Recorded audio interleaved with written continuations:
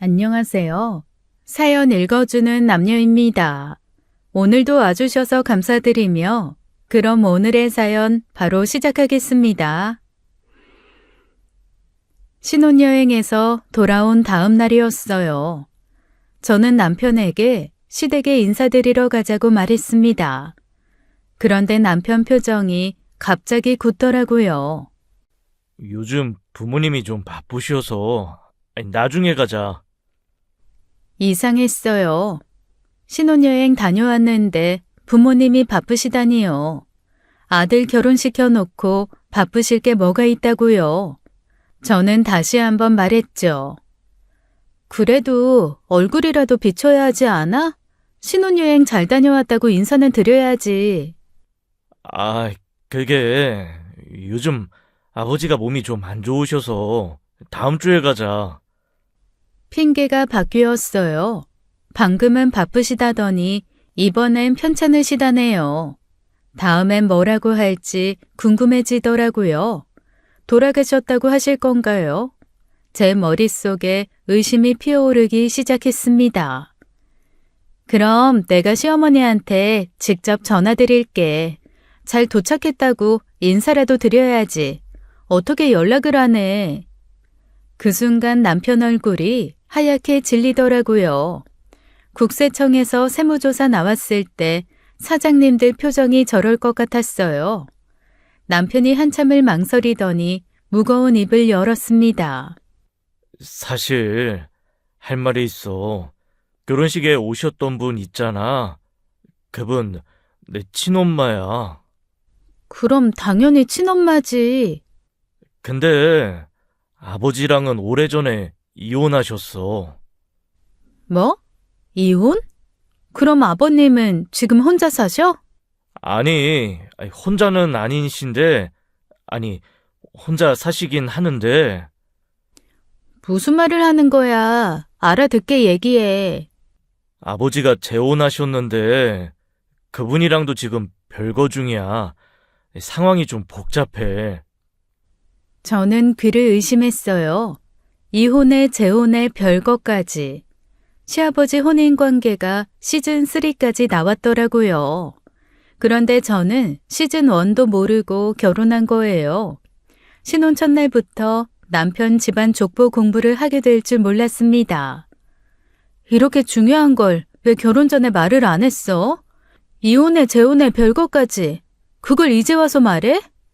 미안해. 너무 부끄럽고 창피해서 차마 말을 못 꺼냈어. 어떻게 말해야 할지 모르겠더라고. 부끄러우면 결혼을 하지 말든가요. 아니면 말을 하든가요. 부끄러우면서 결혼은 하고 말은 안 하고 이게 무슨 맞춤형 사기입니까? 창피한 게 문제가 아니잖아. 나한테 이런 거 숨기고 결혼한 게 문제지. 이건 사기야, 사기. 정말 미안해. 근데 부모님은 부모님이고 우리는 우리잖아. 그냥 우리 둘이 잘 살면 되는 거 아니야? 그럼 명절 같은 때는 어떻게 해? 아버님한테 갔다가 당신 어머님한테도 가야 하는 거야? 두탕 떼야 하는 거야? 그냥 아무도 안 챙겨도 돼. 내가 알아서 할게. 저는 할 말을 잃었어요. 명절에 부모를 안 챙겨도 된다는 말이 남편 입에서 이렇게 쉽게 나오다니요. 효도할 곳이 너무 많아서 아예 안 하기로 결정한 건가 싶었죠. 신혼여행 가방도 못 풀었는데 사기 결혼 당한 기분이 들었습니다. 연애 때는 로맨스 드라마였는데 결혼하니까 갑자기 막장 드라마로 장르가 바뀌더라고요. 작가가 중간에 교체된 것 같았어요. 결혼정보회사에서 소개받았으면 허위 매물로 신고라도 했을 텐데 말입니다. 연애 결혼이라 신고할 데도 없었죠. 며칠 뒤 낯선 번호로 전화가 왔어요. 받으니까 대뜸 자신이 시어머니라고 하시더라고요. 나 네 시어머니다. 잠깐 보자. 니들 지금 집 앞이야. 저는 머리가 하얘졌어요. 시어머니요? 어떤 시어머니요? 남편 친모요? 재혼한 시어머니요? 남편 집안은 시어머니가 두 분이거든요. 근데 두 분 다 연락처를 모르니까 어떤 분인지 알 수가 없었어요. 그리고 시어머니가 집 앞에 왜 계세요? 예고도 없이 갑자기 집 앞으로 오시는 건 택배만 하는 거 아닌가요? 그래도 어쨌든 시어머니시니까 후다닥 밖으로 나갔습니다. 문 앞에 처음 보는 중년 여자분이 서 계시더라고요. 어머니, 안녕하세요. 이렇게 와주셔서 감사합니다. 그래. 따라와라. 내가 굳이 정우 집에 들어가긴 싫구나. 인사를 받는 둥 마는 둥 하시더니 앞장서서 걸으셨어요. 저기 카페 있네. 저리로 가자. 카페에 도착해서 자리에 앉았어요. 시어머니께서 단도직입적으로 말씀을 꺼내셨습니다. 나한테 시어머니 대하듯이 예의 다 갖추고 그럴 필요 없다. 나도 너희 사는 거 관심 없고 앞으로 간섭할 생각도 없으니까. 아, 네. 그냥 내가 키워준 아들 장가 갔으니까 며느리 얼굴이나 한번 보려고 온 거야. 앞으로 자주 볼 일도 없을 테니까 서로 알아서 살자. 네, 어머니. 어차피 그 인간이랑 이혼하면 다 남남 되는 거야. 서로 상관 말고 사는 거야. 명절이나 생일 같은 것도 챙기지 마. 서로 부담 갖지 말고. 저는 속으로 좀 당황스러웠어요. 시어머니라는 분이 처음 보는 며느리한테 이혼 얘기를 하시다니요. 그래도 간섭 안 하신다니 속은 편했습니다. 시어머니께서 자리에서 일어나셨어요. 그럼 난 가마. 저도 따라 일어나려는데 시어머니께서 갑자기 다시 앉으시더라고요. 저도 엉거주춤하게 다시 앉았죠. 근데 말이야. 그러시더니 갑자기 목소리가 커지셨어요. 그 자식이 결혼식에 왜 날 안 불렀는지 모르겠다. 내가 걔를 몇 년을 키웠는데 그 여자가 뭘 해줬다고 친모라고 결혼식에 불러? 그럼 나는 뭐야? 내가 밥도 해줘, 빨래도 해줘, 학교도 보냈어. 저는 얼어붙었어요. 방금 전까지 쿨하게 남남으로 살자던 분 맞으신가요? 이혼하면 남남이라며요. 그 여자가 정우 학교 다닐 때 뭘 해줬어? 아픈 거 내가 다 간호했어. 그런데 결혼식에는 그 여자를 부르고 나는 안 불러? 이게 말이 되니? 너 한번 말해봐라. 이게 맞니? 아, 그러셨군요. 그 여자가 얼마나 자기밖에 모르는 여잔지 넌 몰라. 정우 아빠 만나기 전에도 남자가 몇 명이 있었는지 알아? 내가 다 알아.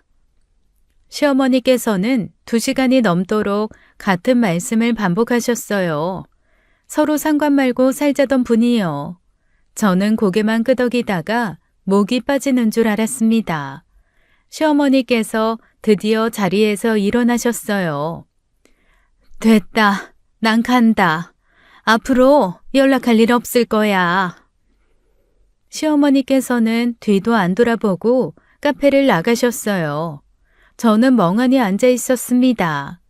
다 식어버린 커피만 테이블에 덩그러니 남아 있었죠. 서로 상관없이 살자면서 하고 싶은 말씀은 다 하고 가시네요. 그런데 그 마음도 이해는 갔습니다. 얼마나 서운하셨으면 저러셨겠어요. 그리고 정확히 다음 날이었어요. 시어머니를 만나고 만 24시간이 안 지났을 때였죠. 갑자기 초인종이 울렸습니다. 문을 열어보니 결혼식 때 봤던 남편의 친모가 서 계시더라고요. 얼굴이 잔뜩 화가 나 있으셨어요. 너희는 신혼여행 다녀왔으면 인사를 와야 할 거 아니야. 며느리라는 게 그렇게 버릇이 없어? 저는 갑작스러운 상황에 당황했어요. 어제는 시어머니가 오시더니 오늘은 친모가 오셨네요. 시어머니들이 교대 근무를 하시나 봐요. 죄송합니다, 어머니. 정신이 없어서. 됐어. 커피나 한 잔 줘. 친모는 자연스럽게 거실로 들어가 자리에 앉으셨어요. 저는 얼른 커피를 내왔습니다. 너 네 시아버지랑 사는 그년한테 시어머니 대접하지 마라. 알았어? 네? 시어머니 대접은 나한테 해. 내가 진짜 시어머니야. 그녀는 상간녀야, 상간녀. 저는 커피를 마시다가 그만 뿜어버렸습니다.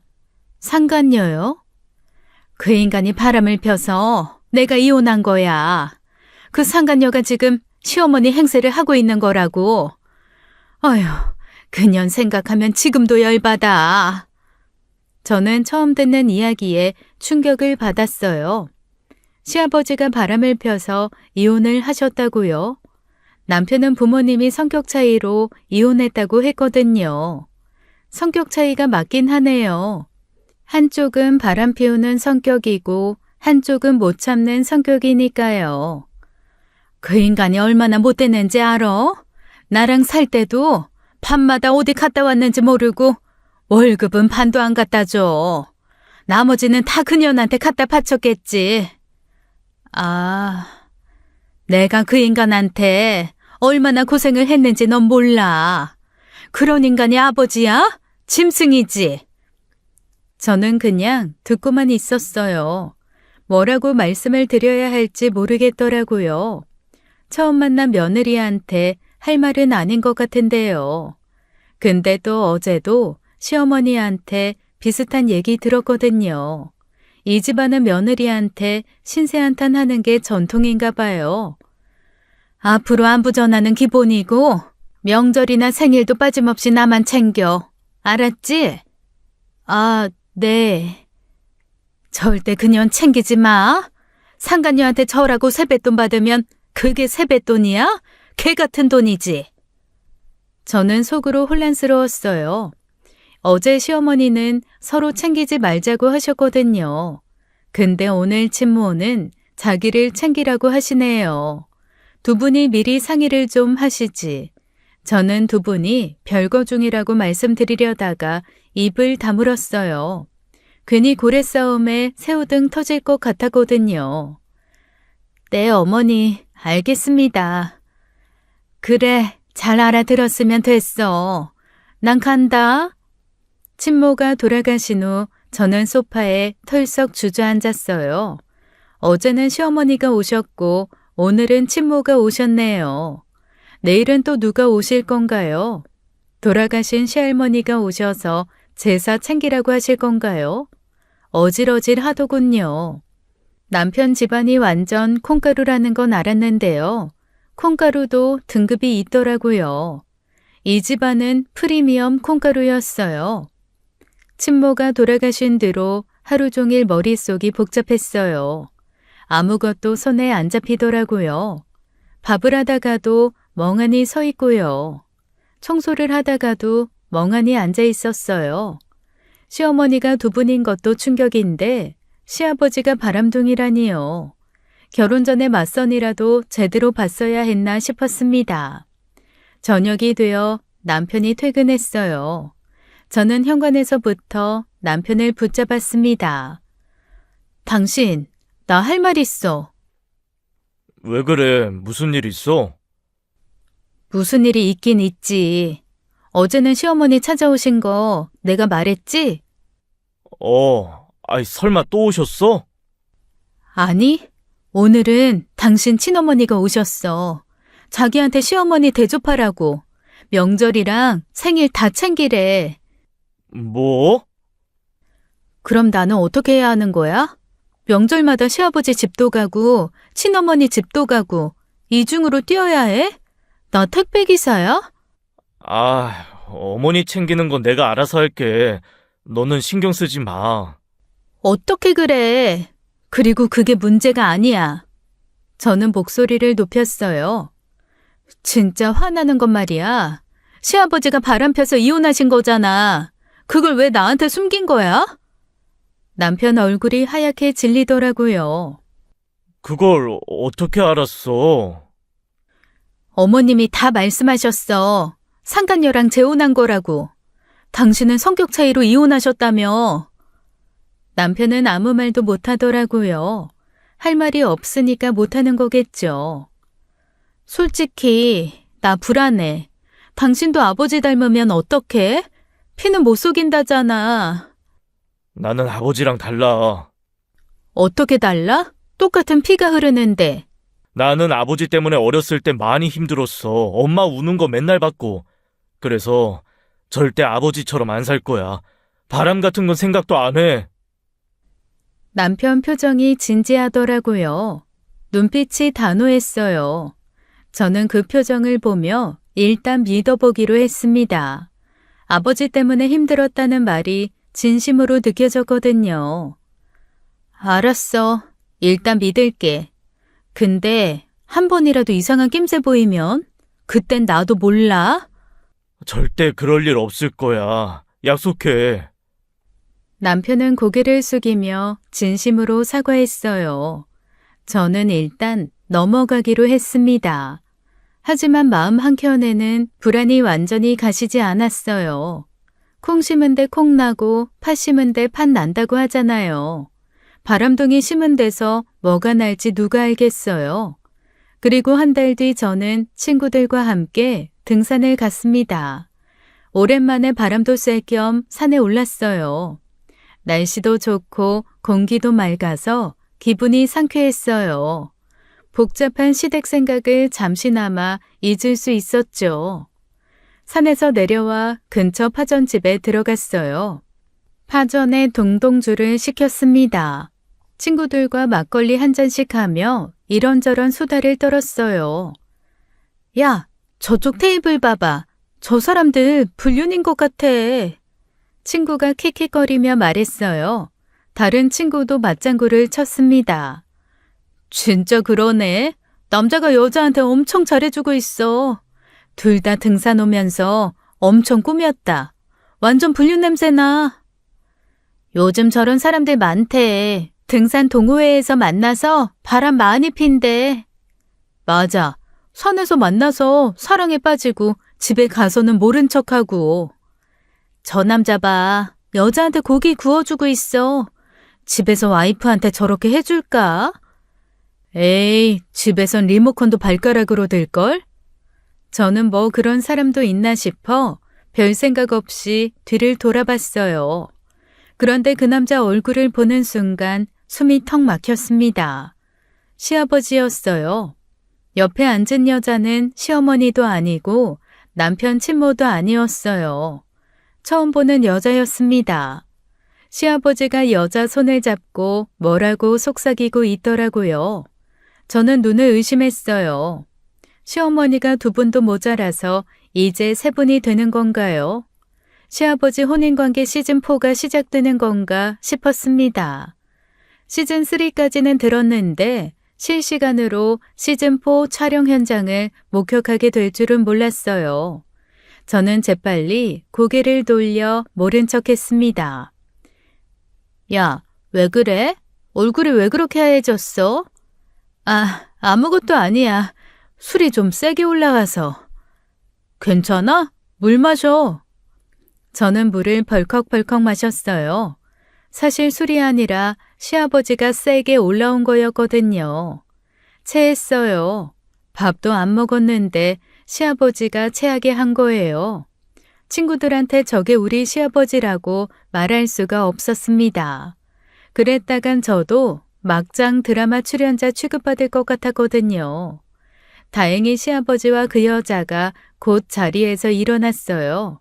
계산하고 나가는 걸 확인하고 나서야 한숨을 내쉬었습니다. 등산 와서 힐링하려고 했더니 시아버지 바람 현장을 목격했네요. 시아버지의 끝도 없는 바람기에 경악하면서 남편 걱정이 다시 밀려왔습니다. 저 피가 남편한테도 흐르는 건데 괜찮을까 싶었죠. 저는 집으로 돌아와 남편에게 말했어요. 오늘 등산 갔다가 아버님 봤어. 아버지를? 어디서? 파전집에서. 근데 모르는 여자랑 같이 계시던데? 뭐? 둘이 손도 잡고 엄청 다정하게 계시더라고. 시어머니도 아니고 당신 친어머님도 아닌 완전히 다른 여자였어. 저는 조심스럽게 말했어요. 남편이 충격받을까봐 걱정됐거든요. 그런데 남편 반응이 이상했어요. 전혀 동요하지 않더라고요. 아, 그래. 그게 끝이야? 아버님이 바람 피우시는 것 같은데? 알아. 알아? 아버지 원래 그래. 여자가 많아. 그래서 어머니랑 이혼한 거야. 저는 귀를 의심했어요. 원래 그렇다고요? 바람이 원래래요. 감기도 아니고 바람이 원래라니요. 원래라니? 그걸 지금 나한테 원래라고 말해? 그럼 뭐라고 해? 당신 나한테는 성격 차이로 이혼했다고 했잖아. 다 알면서 거짓말한 거네? 너무 부끄러워서 말을 못했어. 아버지가 바람둥이라는 걸 어떻게 말해? 저는 기가 막혔어요. 부끄러운 건 알면서 말을 안 해요. 부끄러우면 아버지를 말리든가요. 아들이 부끄러워하는지도 모르고 아버지는 열심히 바람을 피우고 계시네요. 그럼 지금 만나는 여자가 몇 명이야? 그건 나도 몰라. 관심 끊은 지 오래야.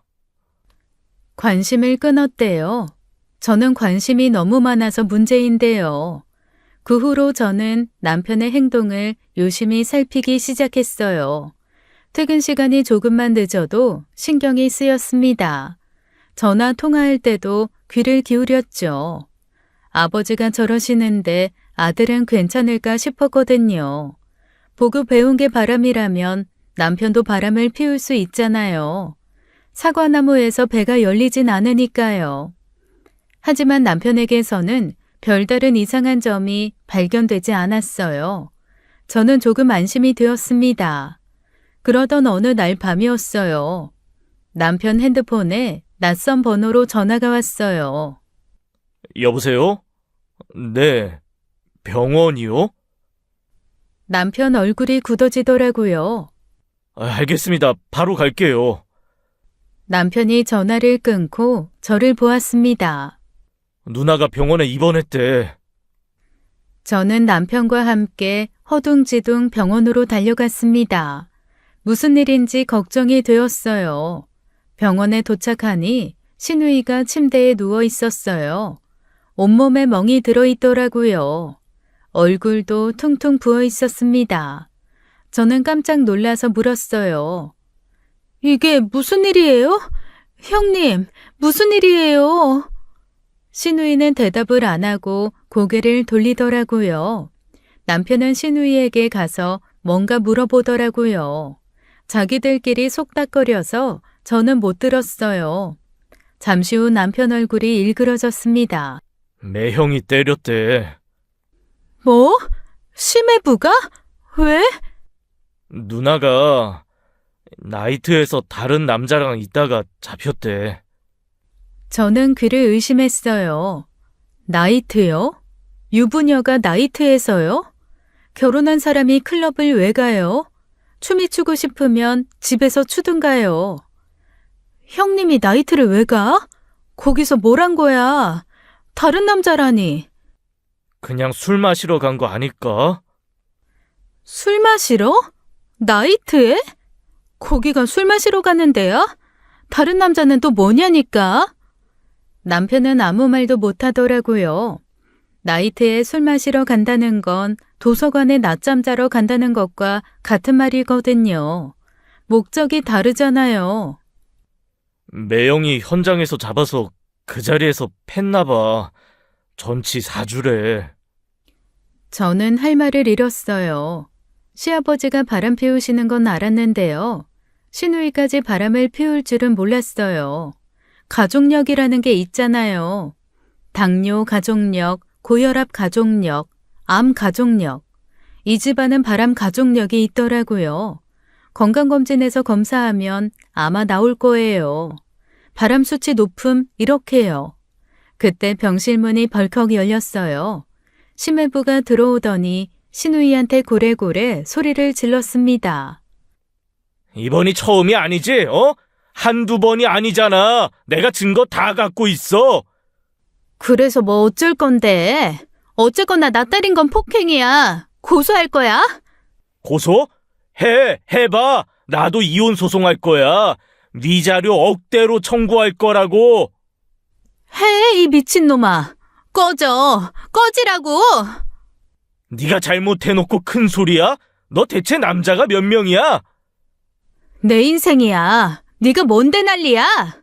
네 인생? 내가 네 남편이다, 이 미친 거사. 심해부가 병실을 나간 뒤 병실 안이 조용해졌어요. 저는 신우이를 바라보며 할 말을 잃었습니다. 맞아놓고도 저렇게 당당하시네요. 잘못을 했으면 반성도 하셔야 하는 거 아닌가요? 반성은 안 하시고 고소부터 하신대요. 남편이 한숨을 푹 쉬더니 중얼거렸습니다. 누나도 아버지 닮았네. 저는 그 말에 소름이 돋았어요. 시아버지도 바람, 시누이도 바람. 대를 이어서 바람을 피우시네요. 남편도 저 피가 흐르는 건데 괜찮을까 싶었어요. 걱정이 점점 커지더라고요. 저는 문득 이상한 게 느껴졌어요. 시누이가 이렇게 입원했는데 시아버지가 안 오시더라고요. 아버님한테 연락 안 해? 형님 입원한 거 모르시는 것 같은데. 아버지한테는 연락하지 마. 왜? 형님이 저 지경인데 아버님한테 알려야지. 아버지는 바빠. 바쁘시다고요? 딸이 전치사주인데 바쁘시대요. 뭐가 그렇게 바쁘신지는 저도 알 것 같았어요. 파전집에서 봤으니까요. 그럼 어머님한테라도 연락할게. 어머니도 연락하지 마. 왜 또? 그냥 복잡해. 저는 이해가 안 됐어요. 딸이 입원했는데 부모한테 연락을 하지 말라니요. 이 집안은 가족끼리 연락을 안 하는 게 전통인가요? 그때 병실 문이 열렸습니다. 낯선 중년 남자가 들어오더라고요. 처음 보는 얼굴이었어요. 그 남자가 시누이를 보더니 갑자기 울음을 터뜨렸어요. 소영아, 이게 무슨 일이야? 누가 이랬어? 시누이도 그 남자를 보더니 훌쩍이기 시작했어요. 아빠, 김서방이 이랬어. 아빠. 저는 그를 의심했어요. 순간 인지 부조화가 왔어요. 꿈인가 싶더라고요. 아빠라뇨. 저 남자가 아빠라고요? 시아버지가 아닌데요. 시아버지가 2명인가요? 시어머니도 2명이더니 시아버지도 2명이에요. 이 집안은 부모님이 다 복수인가요? 저는 충격에 또 들고 있던 커피를 바닥에 떨어뜨렸어요.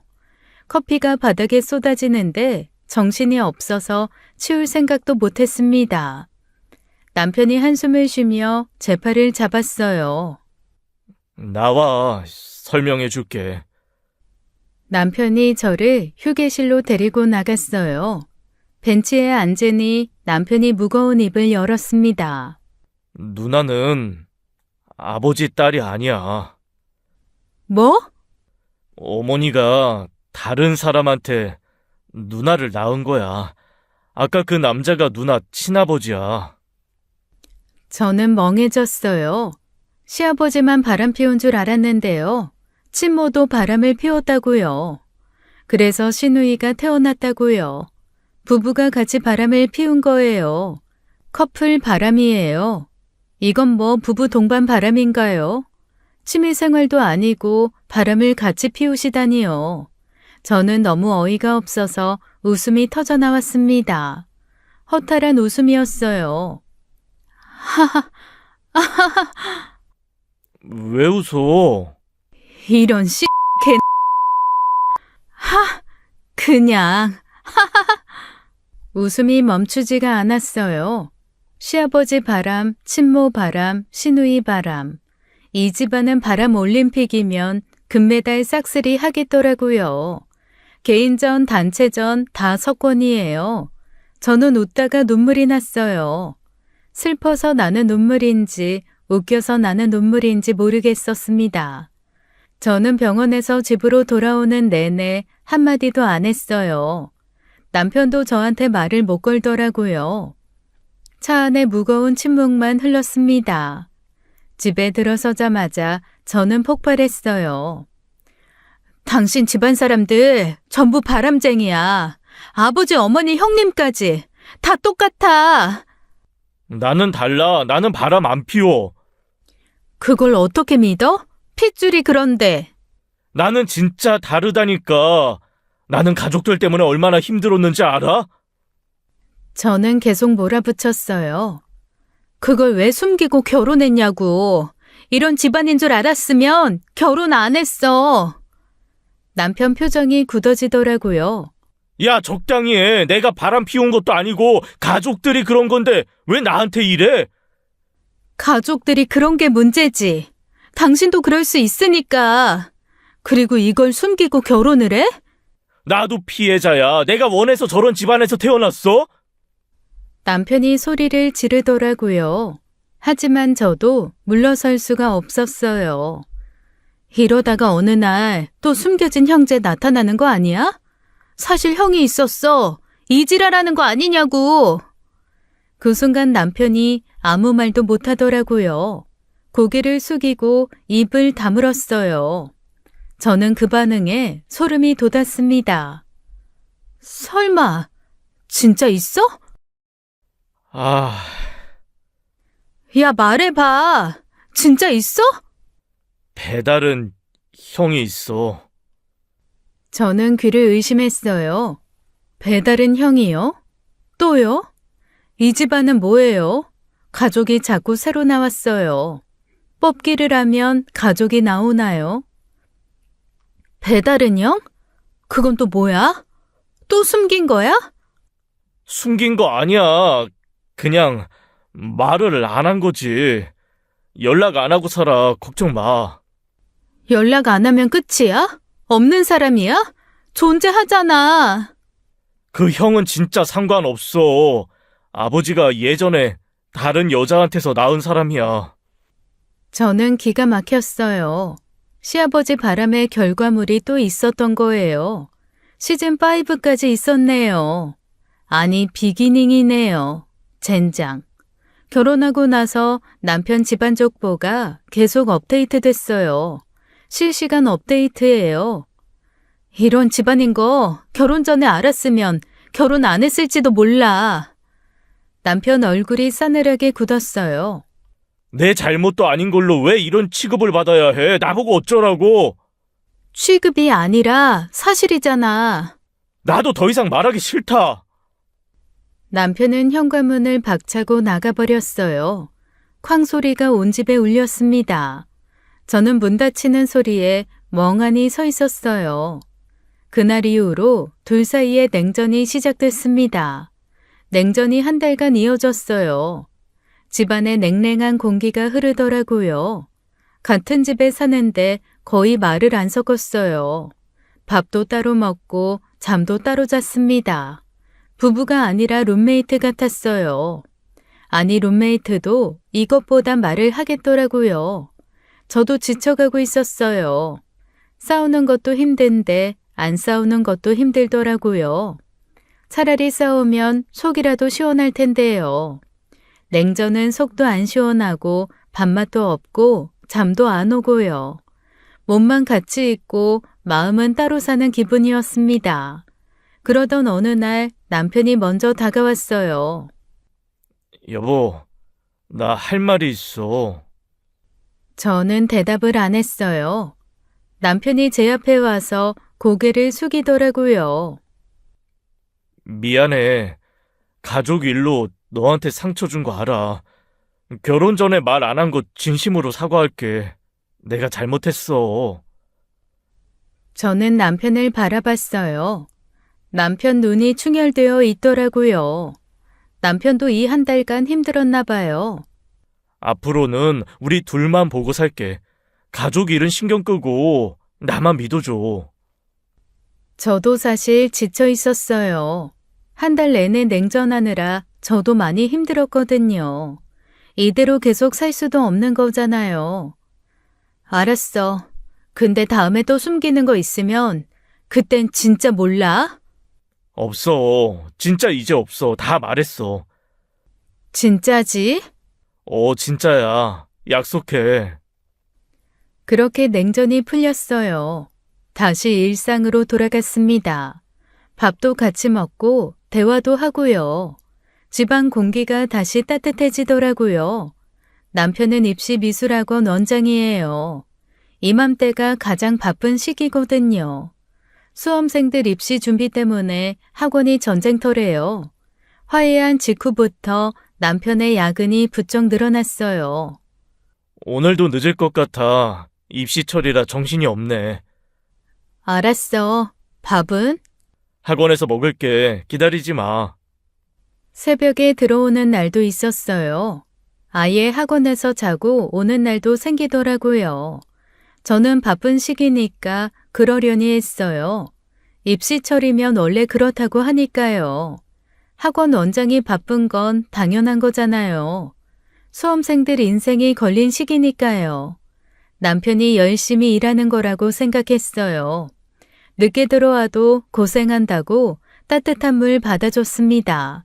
학원에서 자고 온다고 해도 힘들겠다고 걱정했어요. 바람 가족력 가진 집안이라는 걸 잠시 잊고 있었죠. 의심할 이유가 없었습니다. 그때까지는요. 어느 날 저녁이었어요.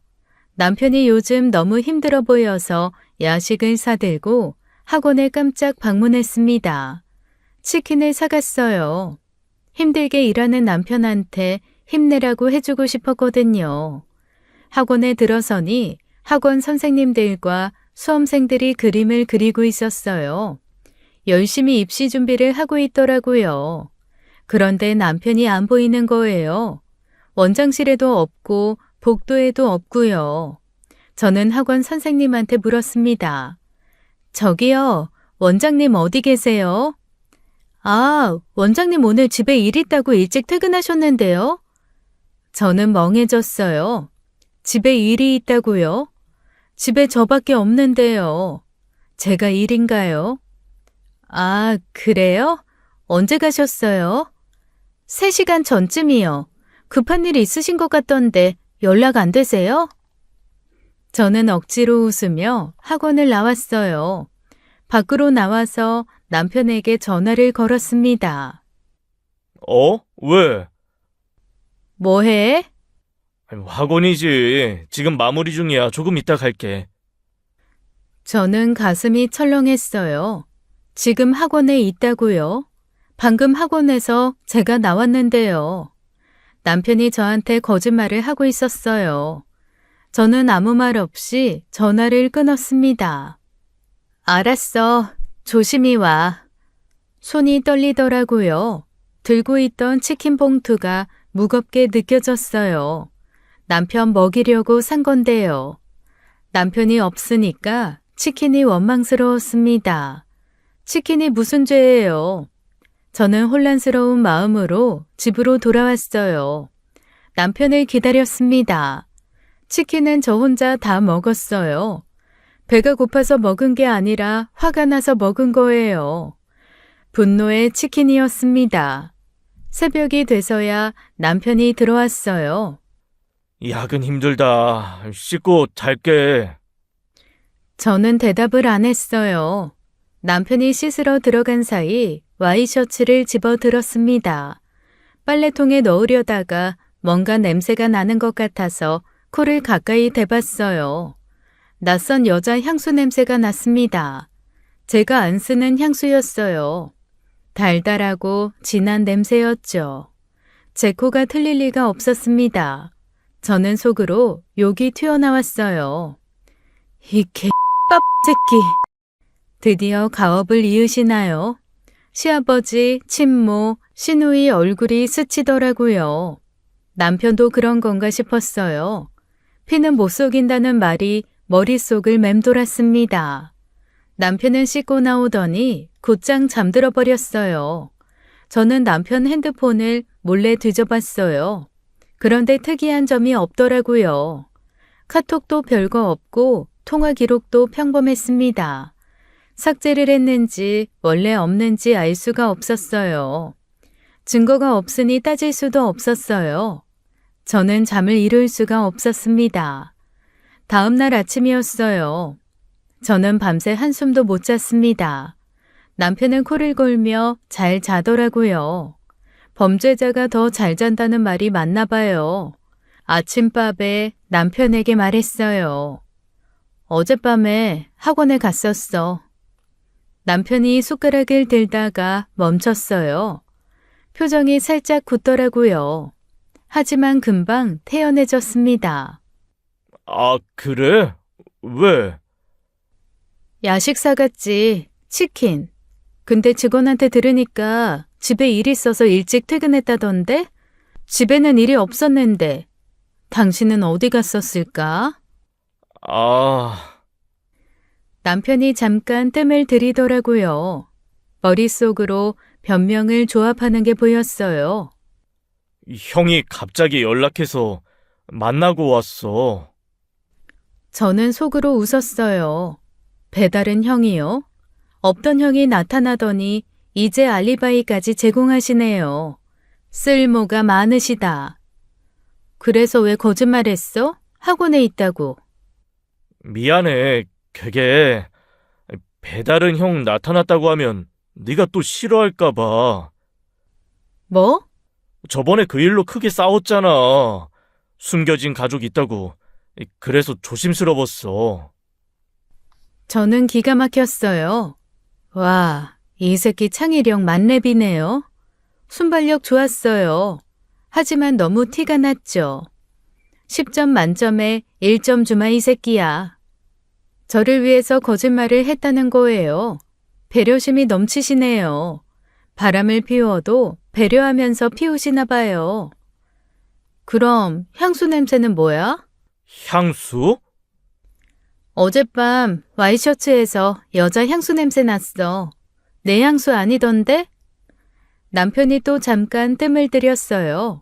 변명 조합 시간이 필요한가 봐요. 형이랑 술집에서 만났거든. 거기서 묻은 것 같아. 술집에서?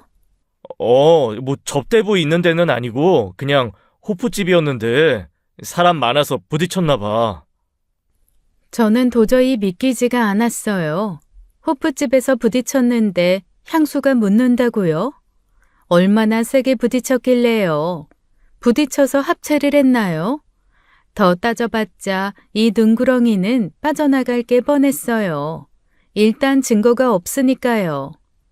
알았어. 남편이 안심한 표정을 짓더라고요. 어깨에 힘이 풀리는 게 보였습니다. 나는 아버지랑 누나랑 달라. 진짜야. 믿어줘. 또 같은 말이에요. 아버지랑 다르다, 누나랑 다르다. 그 말 녹음해서 틀어도 되겠더라고요. 저는 속으로 다짐했어요. 두고 보자. 확실한 증거를 잡아서 뼈와 살을 발라버리겠다고요.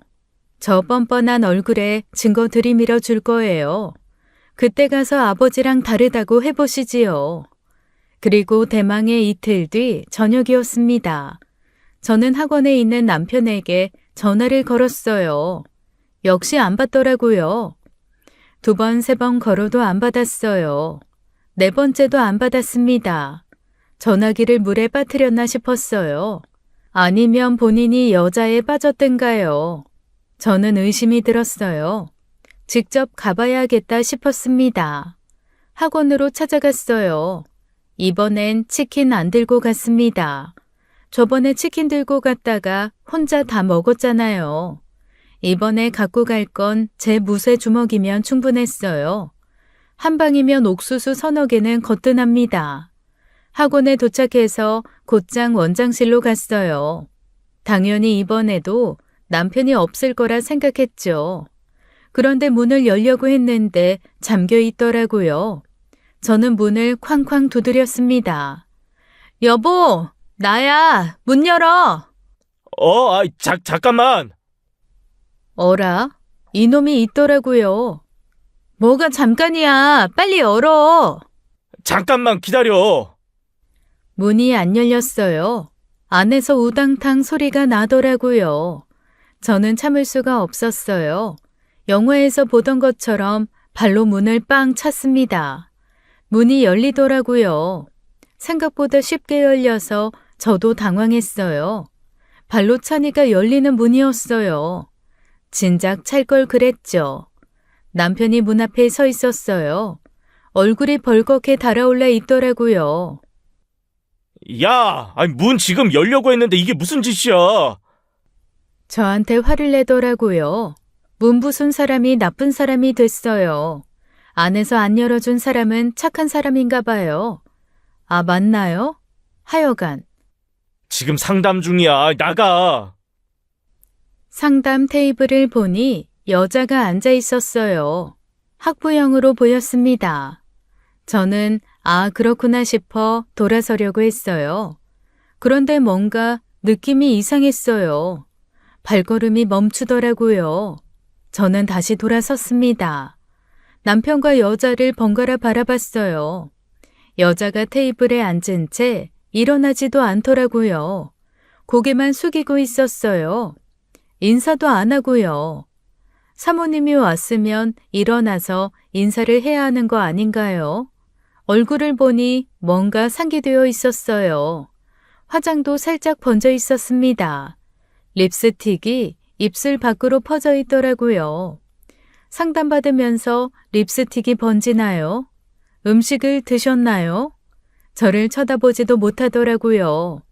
슬쩍 보니 자기 자켓을 무릎 위에 걸치고 있었어요.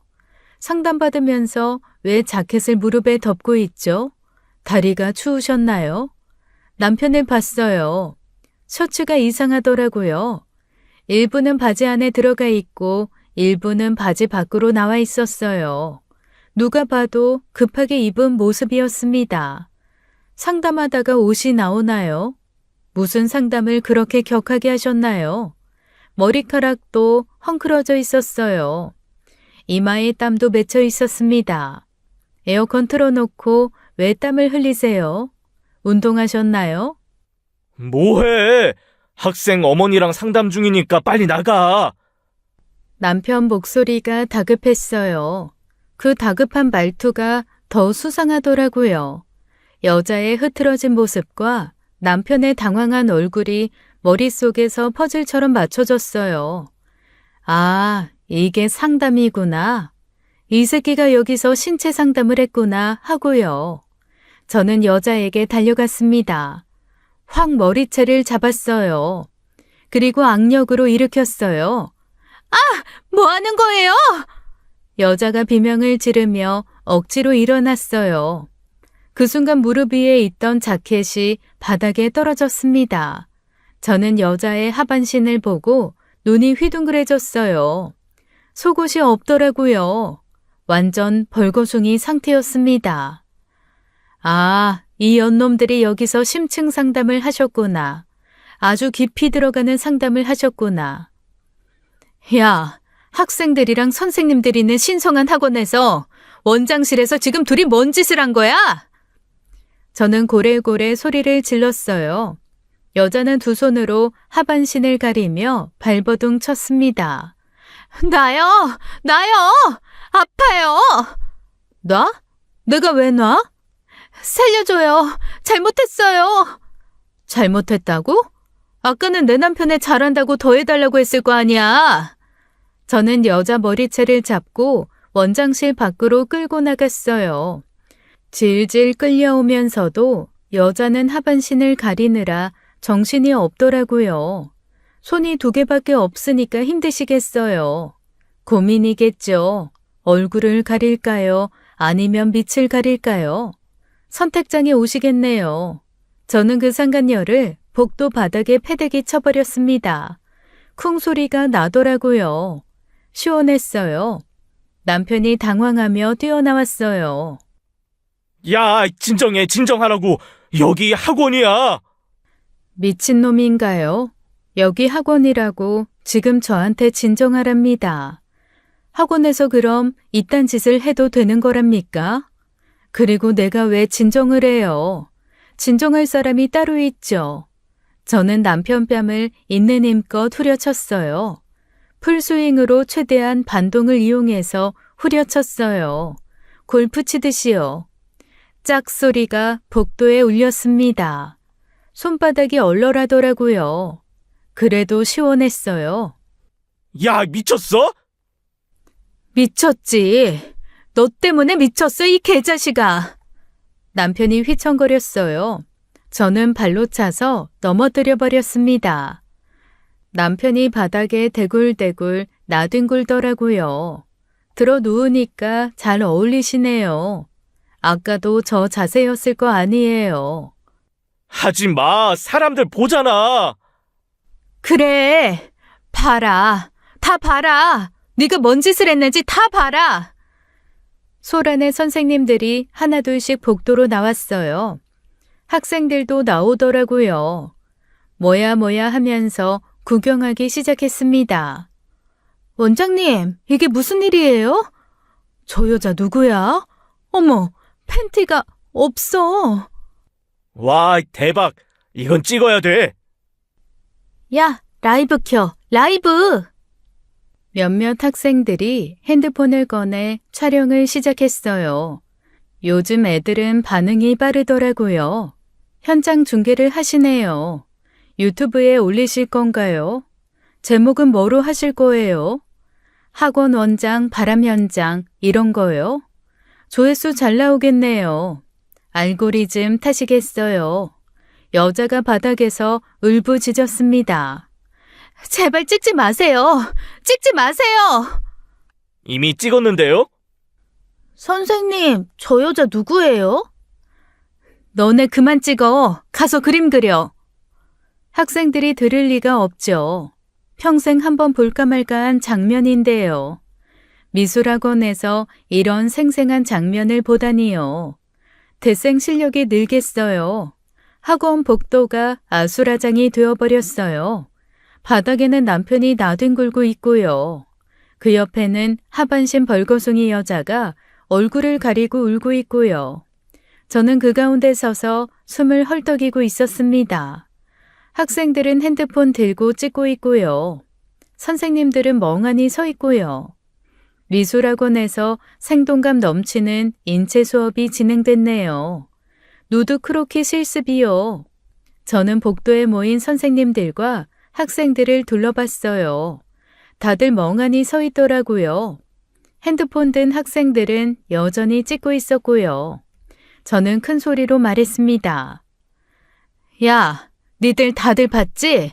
원장이라는 작자가 원장실에서 뭔 짓을 했는지. 학생들이 고개를 끄덕였어요. 선생님들은 아무 말도 못하더라고요. 각자 집에 가서 부모님한테 말해. 학원비 내고 자식 보냈더니 원장이 원장실에서 저 짓을 하고 있었다고. 와, 진짜 영화 같다. 원장 상대로 손해배상 소송해. 다 증거 있잖아. 찍었잖아. 이것 때문에 충격받아서 입시 못하겠다고 소송 걸어. 저 이거 단톡방에 올려도 돼요? 올려. 다 올려. 그때 상간녀가 바닥에서 일어났어요. 자기 자켓을 주워서 허겁지겁 하반신을 가리더라고요. 그리고 복도를 뛰어나갔습니다. 뛰는 폼이 웃기더라고요. 자켓 누르면서 뛰려니까 힘드시겠어요. 운동화를 신고 오시지 하이힐을 신고 오셨어요. 상담받으러 오면서 왜 하이힐을 신고 오세요? 학생들이 깔깔거리며 상간녀를 쫓아갔어요. 핸드폰으로 찍어대면서요. 야, 저거 찍어. 찍고 있어. 뒤에서도 찍어. 찍지 마세요. 제발. 이미 늦었는데요. 학생들이 신나서 쫓아다니더라고요.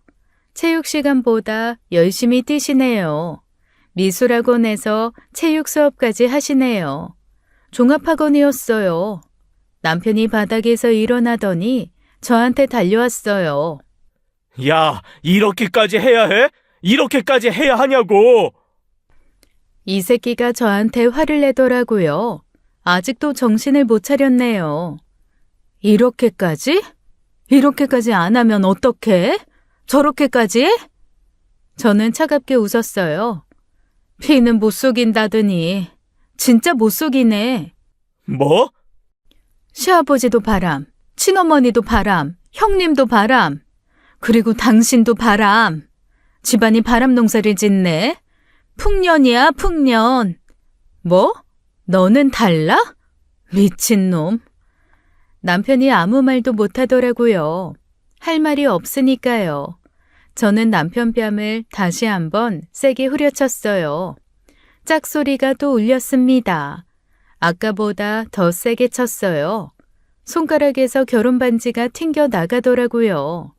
결혼반지도 부끄러움을 알더라고요. 손바닥이 아팠습니다. 그래도 후련했어요. 남편이 휘청거렸습니다. 법정에서 보자. 위자료 단단히 준비해. 저는 뒤도 안 돌아보고 학원을 나왔어요. 집에 돌아오자마자 변호사에게 연락했습니다.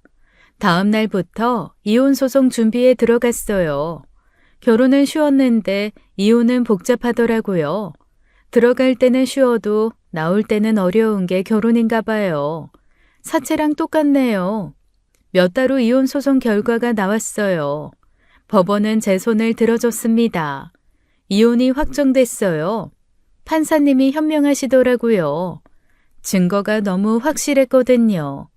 학생들이 찍어준 영상이 큰 역할을 했어요. 요즘 학생들 참 똑똑해요.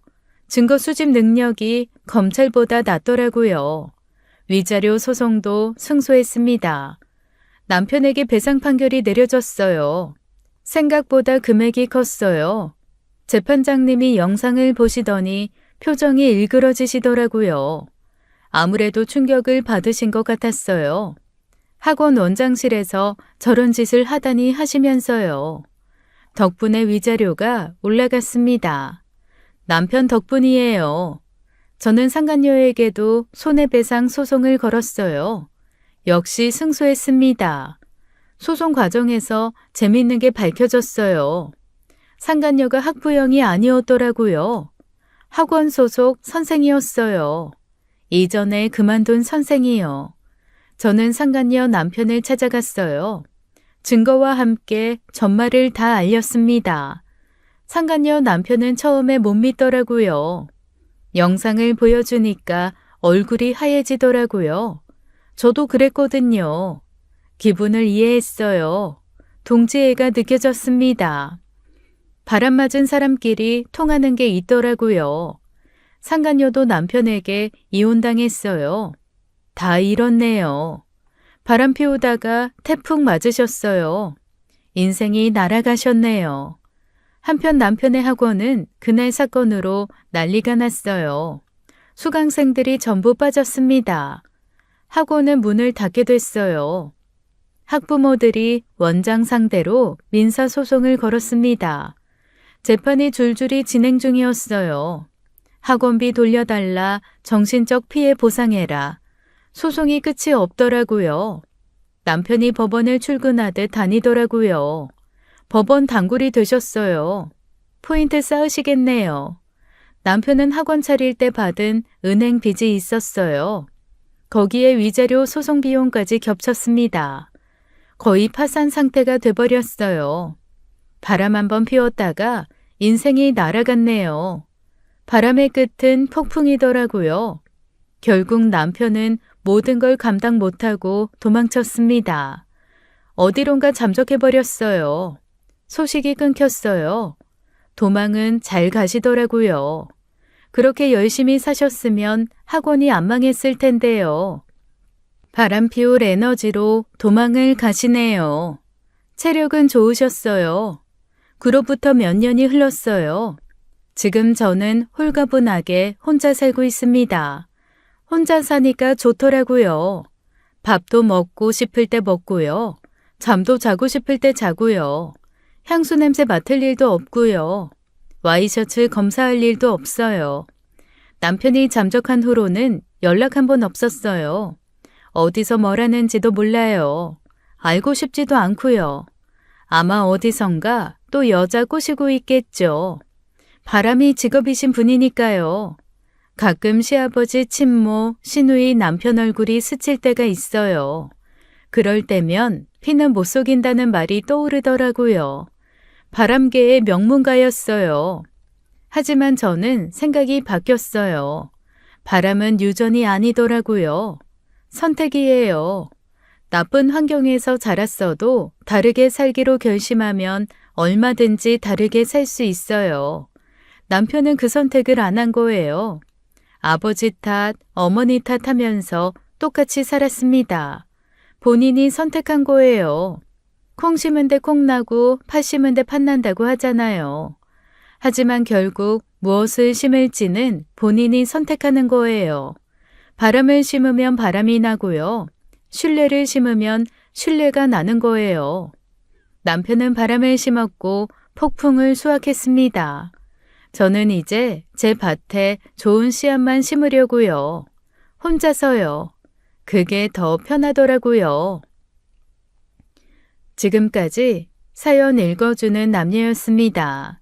끝까지 시청해주신 여러분 감사드리며 저희는 다음 사연으로 돌아올게요. 감사합니다.